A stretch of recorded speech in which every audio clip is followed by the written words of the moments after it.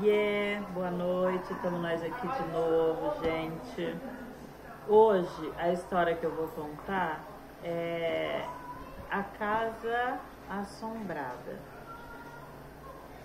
Essa história eu escutei de uma senhora. Eu estava ajudando ela, eu estava aprendendo a costurar. Eu ia para casa dela à noite e eu ficava chuleando com a mão, dando acabamento nas roupas, porque ela tinha uma maquininha pretinha de costura. Devia ter uns 12 anos. Então, um dia ela contou, ela falando que ela estava preocupada porque naquela semana eles iam ter que ir fazer uma reza numa casa. Aí eu perguntei pra ela, mas por que rezar na casa? Criança, né, curiosa. Aí ela me disse, ela falou assim, olha filha, tem uma casa, isso aconteceu na cidade de Mococa, tá? Eu morava na cidade de Mococa, eu morava numa colônia de fazenda. E essa senhorinha, ela chamava Dona Rosa, e eu ia pra casa dela à noite, eu tinha vontade de aprender a costurar, né? E não tinha condições, nada, eu só trabalhava nessa época eu já trabalhava na roça, tá? Em lavoura de café. Apanhava café, carpia, juntava café ali debaixo do pé. Aí ela falou que tinha um cafezal lá perto da fazenda que ninguém queria ir trabalhar lá, porque acontecia muita coisa esquisita. E por causa da casa, que tinha uma casa, ficava no pé do morro. Era um mato, e no pé no mato tinha um morro. E no pé do morro tinha essa casinha. Era uma casinha toda feita de madeira, estava bem assim, estragada pelo tempo. Tinha uma varandinha puxada para frente, a varandinha parecia que ficava suspensa, parecia que não tinha nada. Embaixo da varanda as janelas eram meio apodrecidas e tinha a cerca e era fechada com um portãozinho de ferro antigo que fazia um barulhinho na hora que abria, na hora que fechava o portãozinho. E a Dona Rosa falou assim, ela me contando, né? Ela falou, olha filha, nessa casa há muito tempo atrás, eu era menina ainda, a Dona Rosa disse, quando eu vim pra cá, e morava lá nessa casa uma família. Era uma mulher, um homem e um menino. Eles eram gente muito simples, muito humilde e muito trabalhador. E ele, o homem que morava na casa, ele andava sempre com um facão na cintura. E bravo, muito trabalhador e também muito bravo. E ninguém ali tirava muita conversa com ele. E ele formou os morros lá, cafezal no morro, tudo, que colhia café, que era uma beleza. E a mulher dele ficou grávida. E ele não gostou muito, porque ele já estava de rolo com uma mulher vizinha. E ele começou a judiar muito da mulher dele. Muito da mulher dele, todos os vizinhos tudo viram, escutavam. E o filho deles, que devia ter lá seus 7, 8 anos também, sofria muito. E não se sabe ao certo o que aconteceu. Quando estava perto da mulher ter nenê, eles sumiram, todo mundo. Simplesmente desapareceu da casa. Denunciaram, os vizinhos foram na polícia, a polícia foi, procurou, mas não encontrou nada, não encontrou ninguém, não encontrou corpo, não encontrou vestígio, não encontrou nada. E a casa continuou lá. E o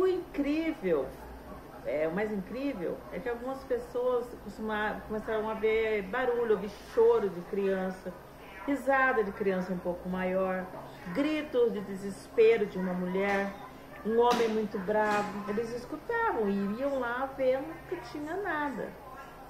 Aí, pouco tempo atrás, mudou um fazendeiro novo pra cá. Ele chamou o filho dele e falou pro filho dele, vamos lá dar uma olhada, que eu não tenho medo de assombração. E eles foram na casa. E o fazendeiro conta que na hora que ele abriu a porta, do lado de dentro parecia que a casa estava nova, estava intocada. Estava tudo nos seus lugares. Diz que sentia até o cheiro de café coado, sentia cheiro de criança nova. Ele falou que ele ficou muito abismado com aquilo. E ele não viu, não sabe o que aconteceu com ele e o filho, que ele não viu o tempo passar. E quando pensa que não, diz que acendeu as luzes, já estava escuro.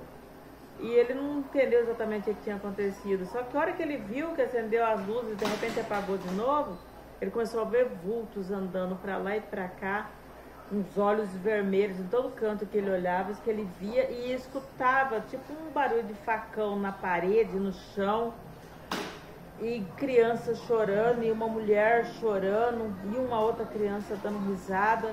E disse que começou a escutar o barulho do portãozinho de ferro abrindo e fechando. Aí ele olhou, a hora que ele olhou pro filho dele, que o filho dele estava branco, pálido, como se tivesse visto uma coisa mais horrível do mundo. E ele morrendo de medo também. A hora que ele pôs a mão no filho dele, o filho dele deu um grito e desmaiou. Ele catou o filho dele e saiu dali. E a hora que chegou nesse portão, esse portão não abria.